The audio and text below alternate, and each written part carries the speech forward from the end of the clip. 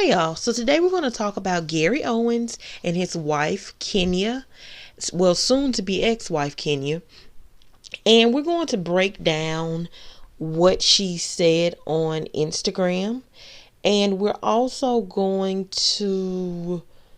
to learn from the things that she said. We're kind of going to learn from her mistakes in a way, okay?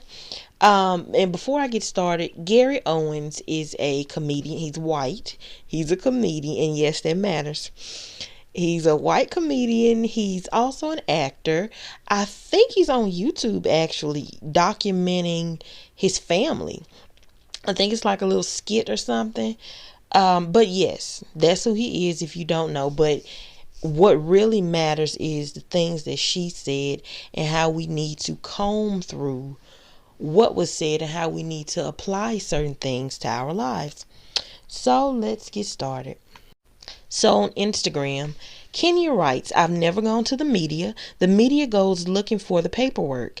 I've allowed you to tell your family, friends, and fans any false narrative that you want or need it to be about us, the relationship, and our kids, because I don't care or feel a need to defend or explain myself. You and I know what it really is. But when you go on and make these dumb passive aggressive posts in these insensitive ass t-shirts, I'm triggered and you now have my attention. You haven't supported us since April 1st.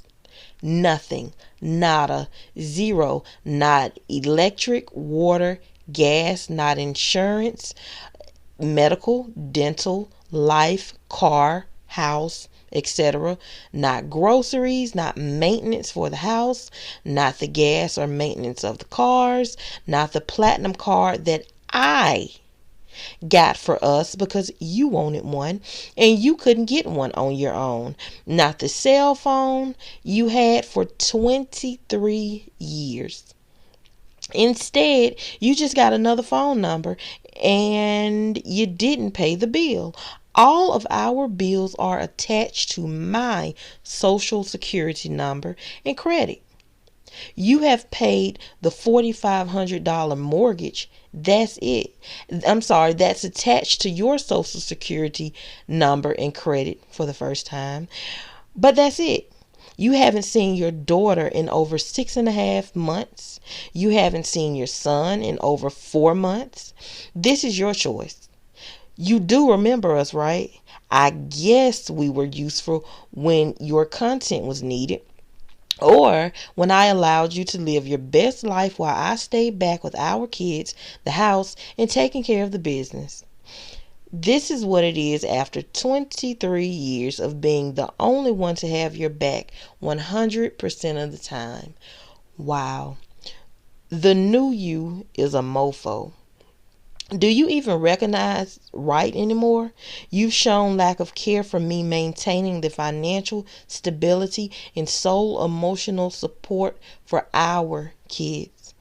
I'm the only person that has protected you, and you treat me like this says more about your character than any of your antics. You're not a good guy, so cut it out and get a shirt that says deadbeat. I will let you go back to living your best life, lying, clout chasing, side chicks, and looking for a black celebrity friend group. Yes. That is what Miss Kenya wrote, and we're going to break this down. So, I broke this down. We have 5 things to talk about, and these are based on my perspective. So if you don't agree, or if you agree and you want to add to it, whatever the case may be, just leave a comment below and we can talk about it. I will answer everybody that leaves a comment. Okay? All right. Okay, so she said that she hasn't had any support from him, financial support, since April 1st. Make sure that you have your own money. If you want to be a stay-at-home wife, that's absolutely okay. That's fine. Just think twice about being dependent on him. Okay? That reminds me of a video that's going around of this Asian couple, and they're talking about their dynamics when it comes to the finances. Basically, she's a stay-at-home mom and he works. And when the money is deposited into the account, she manages everything. So honestly, if something happened to her, he's going to have to go through, I don't even know if he knows the passwords. I don't know, but it goes on both sides. He needs to know what's happening with the money if something happens to her. And if something happens to him, I'm sure they have life insurance, but you get what I'm saying. If something happens, there she is, like, no job. When's the last time you worked? If you can, or if you do plan on going back into the workforce, what are you going to do? Do you have a degree in anything? Are you just going to, be at a poor paying job? You just have to be strategic with your life, So I saw a lot of people congratulating that video and liking it. Oh, yes, I want that. But you have to think deeper than money. Think about the what ifs. So have another source of income. YouTube, Etsy, Scentsy, selling lemonade. It does not matter. Maybe you need to just take whatever he has. If you are a stay-at-home mother or want to be, what you need to do is just take a little bit out every month or however often he gets paid, and put it in an account for a rainy day. Have you a cushion that he don't know about. But be careful about being dependent on somebody else, especially a man. The next thing that stood out for me: do not put yourself in any debt, or don't put your credit on the line for anybody. If his credit is not good enough to get a phone, a card, a mortgage, apartment, etc., be weary. Why is he not managing his money and his credit? If his credit is horrible or bad, what makes you think that he'll care about yours? Yes, he paid, but when he didn't have to deal with her daily, as we see, he moved out, haven't talked to his daughter. I'm sure haven't talked to the boy either. And she stuck with the bill. So if she decides to, I don't want to pay. No, this is on her. Everything is in her name except for the mortgage. And of course he's paying that because his name is on it. It'll affect him. He had a phone number, cell phone, for 23 years. He didn't even care about that. 23 whole years. Do you understand how selfish this is? It does not matter to him because it's not in his name. The one thing that is, you see, he's still on top of it, right? Think long term. What if something happens to you? So everything's going well. God forbid you die. His credit is wrecked. Then what? What is he going to get? What if he want to get something new or move? Hello? Always think long term. Think beyond just this moment, The next thing that stood out to me: take responsibility for your actions. Okay? People will use you until your resources are depleted. Take responsibility for your actions.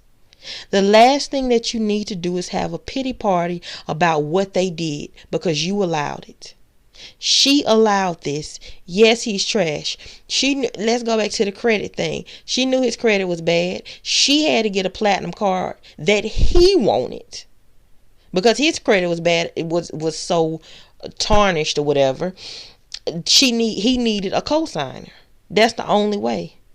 So now the things that she's complaining about, you allowed it. You understand what I'm saying? This is not victim blaming, none of that. But you have to understand, in situations, there are things that you can control. Be mindful of the things that you can control. And why in 23 years was she comfortable with everything except for the mortgage being on her line of credit? What is her excuse for letting this man, the protector and provider, open lines of credit in her name Was it love? So her love was holding him down, and his kind of love is leaving and not paying bills for over 2 months, not talking to his innocent kid. The kids don't have nothing to do with nothing. Why can't you talk to your daughter? You don't know what she's doing. You don't know if she's met a man and he's using her, abusing her. You don't know how she's handling it. You don't care. So vet these men. Vet them, and be responsible for what you allow in your life, right? To go back, so his kind of love is leaving, not paying bills for over 2 months, not talking to his innocent children, sticking her with the bills that's on her credit, and throwing shade at her by saying that he's the breadwinner. So clearly, to me, he doesn't respect her as a wife nor a mother, because that's unnecessary. So the next thing that we need to focus on is knowing your role in his life. Men are strategic and they pick women based on what's best for them. So give you a couple examples. First one is going to be Obama and Michelle. Obama was in a relationship with a white woman, but he knew that he wanted to be in politics. So he was strategic and decided that he would go farther in his career if he had a black woman. Even though he's biracial, even though his mother is white, even though he was raised by the mother, still he knew that people were going to view him as black, and he knew he needed to have a black woman, right? So he got Michelle. He did what it took to get Michelle. And Michelle was not necessarily his first pick, but he was strategic enough to know that it was going to strengthen his image during his political career. Second example is going to be Martin Luther King. So he liked white women. He dated white women. He cheated on Coretta with white prostitutes.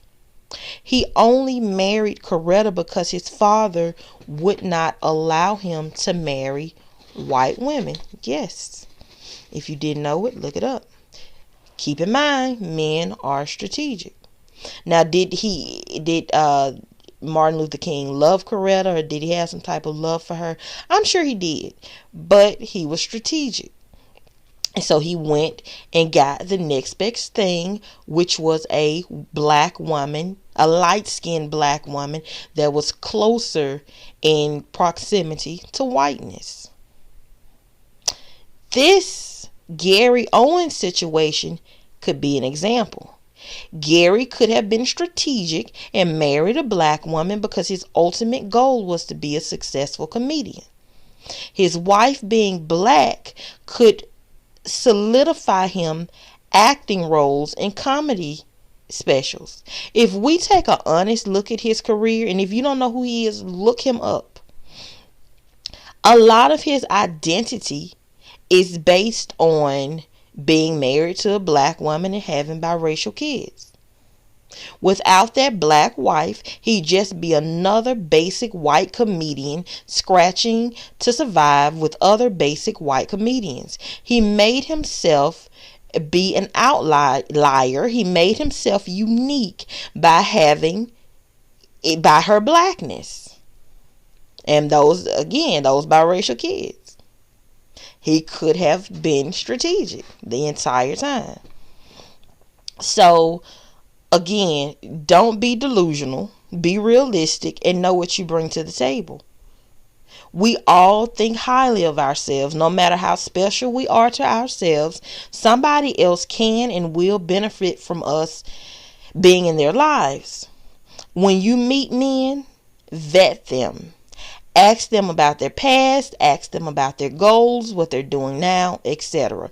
Be realistic about why you want to be realistic about why you'd be an asset in their life. Remember, they are strategic and you should be too. Who's to say that she wasn't strategic? Who's to say that she didn't plot with him and they both figured that He needed an edge on the competition, so she would be his ace in the hole. After all, with all that she said in that post, with all of the tea that she spilled, she never said that they struggled. She never said that she was paying for things. Yeah, they used her credit, but she didn't say that she was paying. Okay. Maybe they were equally benefiting from each other. Maybe she knew, okay, oh, so you go in the black angle. Okay, well, I'll do you one better. So maybe, you never know. But still, women, be strategic. And after all, keep in mind, she did say that she at the end of the post, she said that she'll let him go back to living his best life, looking for a black celebrity friend group. So she's already pulled his card. She knows what it's about, right? She also mentioned that she let him live his life while she took care of home. Maybe her goal in life was to be a stay-at-home wife. She never complained about it. She didn't say, oh, I let you stay at home while, Kevin, let's segue for a split second. Kevin Hart's wife she allowed him to go out and do his comedy thing while she sat back and watched him live her dream. She put her dreams on hold for him. This Kenya, she never mentioned that. So maybe this is what Kenya wanted. Maybe she wanted to be a stay-at-home wife. But either way, I said all of that to say, know what's beneficial about you and don't let people use you. So, for example, if you're an intelligent woman and you have a lot of degrees, or you plan on getting a lot and having a great job, don't let him fool you into thinking, oh, you so smart and you so this and you so that. Yeah, you know that. You have, yes, you know it. You have the proof of it. You have the job to show for it, of course. Don't let your ego supersede your common sense. Don't be used. Don't let somebody pacify you and patronize you into getting with them and helping them, and at the end of the day, you're truly getting nothing out of the deal. Be strategic. All right. So the next thing that we're going to talk about is protecting and providing is not enough. So now let's break this down. Follow me. He was married to her for 23 years. They have 3 kids. She admitted that in spite of her name being on all of the utilities and all of the lines of credit was in her name, he was paying for them. She also admitted that she maintained the financial stability and sole emotional support for the kids. So, she had the kids, she ran the house, she took care of him, took care of the finances, she wore many hats. It was cheaper for her to accomplish all of these roles than to break it down and get these services paid for, right? In spite of her playing those roles, he still cheated. In spite of her taking care of him and letting him be him, while she would play along in skits to help his credibility, he left. He still walked away and basically, according to her, hasn't spoken to his family that he spoke so frequently about online. Every other post online was dealing with that wife and those kids. A lot of us want protectors and providers. A lot of us talk about protecting and providing. A lot of us focus on the money aspect and having a man in the house, but you have to look at their character. Ask the important questions. Don't be so focused on money that you miss other red flags. Don't be so focused on wanting to be a stay-at-home wife and having a man that brings home the money and you get to tell people on social media. Focus on the real things. Focus on what matters. Focus on what's going to be there when you cut off your devices. Okay? Don't waste years of your life being attached to a man that does nothing more than provide enough to create an image on social media or in front of your friends and your family.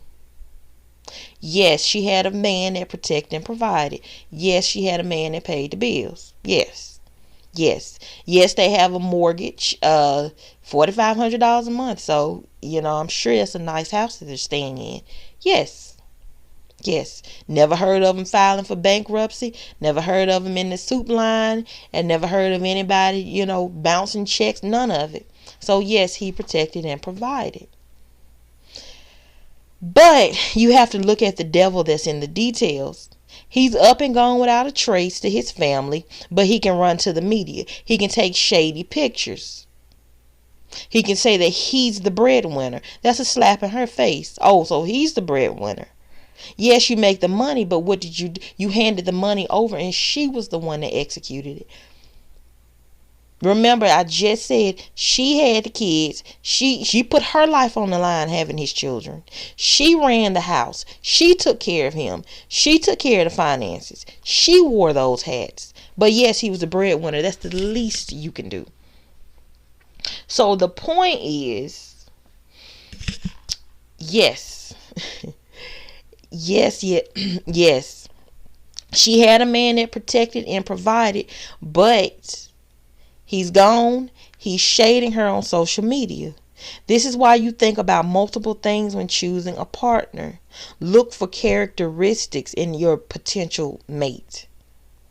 He had no problem going to the media, shading her. Use this as an example. If you're praying for or manifesting a person, take into consideration how he acts in public and his online presence. Take into consideration what's not beneath him. Is he the type that'll go online and shade you? Is he the type that's gonna run to his family and put himself in a great light, or will he just try to be cute with it and okay, yeah, we just didn't see eye to eye and we're moving on? Just think about different people, different couples in the media that broke up and how they reacted to each other. Did they just make, oh, we love each other, we're going to co-parent, and we're, I still love them, they'll always be my family. I remember one man said that she'll always be my family. Be mindful of that. Don't just focus on you want to lay up at home all day. No. Focus on what's real. Focus on what means something at the end of the day. Okay, so lastly, we're going to talk about social media. And we're going to start off with talking points. So every so often, when you're in a certain group, there will be talking points.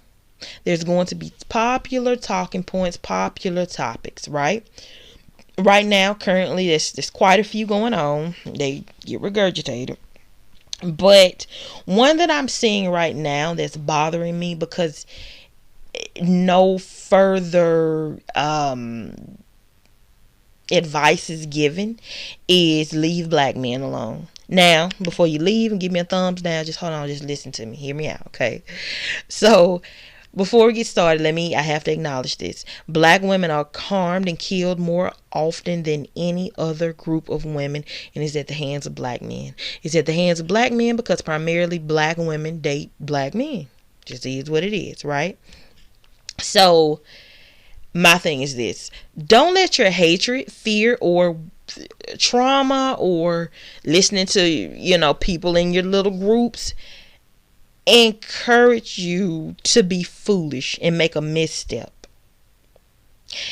Don't let them convince you, or don't allow yourself to be convinced that running to another group is going to absolve you from all of the issues that it comes with a relationship or that comes with men.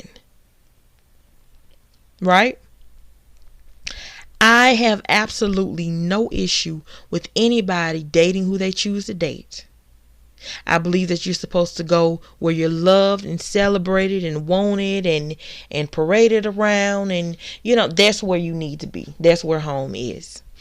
However, these men need to be vetted, every single one. Don't think that running over to this group or that group, you're going to have just a high quality of men and there'll be very few problems and very few issues. Watch the news and just look at the news. But yeah, these men have to be vetted. So if you are staying with black men, if they're your first choice, if they're not your first choice, if they're not a choice at all, whatever, do you have nothing to do with me. What does have something to do with me is the fact that you are vetting these men properly. asking the right questions, right? Don't get with another group of men under the guise of they're better and I don't have to vet as much. For example, and let me segue into this. There's a discussion right now, another talking point about body types, women's body types, and which type of bodies get which type of men. So some women are of the belief that the thinner that you are, the less black men will approach you and the more others will approach you. And the larger or the heavier or the curvier that you are, the less non-black men will approach you and the more black men will approach you. And one person made a comment, oh, so this was on Twitter, and somebody said, well, some of us are just naturally thick, some of us are just naturally curvy. Fact. And this person replied, oh, well, that's okay, you're just going to have to vet them extra hard. Yeah, if you have a mentality like that, and listen to me clear, that shows me that you're living vicariously through online personalities or online, I don't know, these YouTube couples, these social media couples. Maybe you're listening to other disillusioned women, but you're going to be in for a rude awakening with that mentality. Men are men are men. Yes. Some are better. Some present better images. It's like a car. A car is a car is a car. At the end of the day, they all run the same. Yes, some get you further. Some are broke down and cheap, and they do just a bare minimum. Some are super expensive. Some are nice to look at, but they're really nothing when you get in them. Think of it like that, okay? But thinking that, oh, well, you're going to have to do extra. You're going to have to vet extra. Yeah, I mean, we have it easy. But you thick girls, oh, no. Honey, please, baby. Vet everybody equally. Everybody. Lastly, don't envy or live vicariously through people on social media. There are threads created about how black women are being loved out loud and black women are happy, and it's similar posts like that. Stop envying these people. Now, there's nothing wrong with showing what seems to be couples in love. You don't know. People would have guessed that these people were in love. People would have thought that, oh, he's a white man, he's treating her good, he got good credit. You know, all of these little talking points. And now we're seeing what's behind the scenes. The devil is always in the details. You never know what's going on in a relationship. Just look at these couples that I'm showing you. Look at how happy they were. Look at how many people idolized them. Oh, they were so cute, and couple goals and all of this other nonsense. You don't know these people. Number one, you don't know them. Number two, you don't know what they got going on behind the scenes. Number three, stop. Number four, anybody can get in front of a camera and smile. That means nothing. Children do it. Stop. Use common sense. When you envy people, you don't know what you're going to get. I was talking to someone on Twitter, and they mentioned how Megan Fox envied Marilyn Monroe, and how she said that bad thing. Now, I haven't looked this up, but makes sense. She said that bad things would happen to her. It was bringing drama in her life, and she had to kind of stop that. Because you don't know what you're getting. All you see is an image. All you see is a smile. You don't know who's happy. Stop manifesting negative things in your life because you're envious or you're thirsty for a relationship or thirsty for a lifestyle. Manifest or pray for qualities in people or characteristics, not people. Right? It's like these girls that travel and you, oh, look at this. Oh, I want to. You don't know how they're getting that money. You don't know who they're over there with. You don't know what it took for them to get over there, what happens when they get back. You don't know how much debt they're in. Anybody can do anything and smile for a camera and look happy until the truth comes out. So you're feeling bad about yourself, about somebody that you don't know that's putting on an image, that's putting on a show, that's presenting what they want to present. You don't know anything. So I said all of that to say this. And if you made it to the end of this video, thank you so much. At the end of the day, look at other people's mistakes and learn from them. Life happens. I get it. Nothing is guaranteed in life. However, always be strategic in what you want. Know what you want and why you want it. Are you wanting it for you because it's going to make you happy? Or are you wanting it because you never had such and such and you want to show off to those people that hurt you? Do you want it because you want to just be this star on social media? You want to please other people? So sit down, get to know yourself. Don't envy other people. Be strategic about your life. And yes, please leave me any comments, any questions, whatever. Leave it below and I will definitely comment back. And I will see you all in my next video. Thank you.